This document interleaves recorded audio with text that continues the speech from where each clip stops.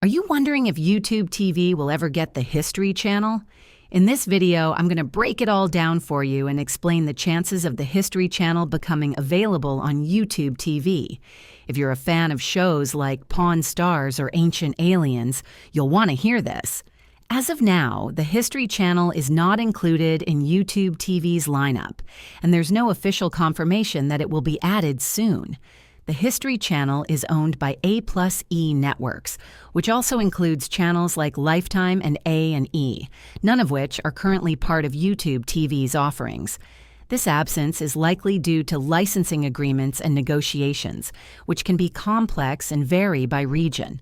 That said, YouTube TV occasionally adds new channels, so it's worth keeping an eye on updates from the platform. In the meantime, if the History Channel is essential for you, consider subscribing to Hulu Plus Live TV or checking if your local cable provider offers it. If this video helped you understand the current status of the History Channel on YouTube TV, please give it a thumbs up and subscribe to the channel for more helpful tutorials. Thanks for watching.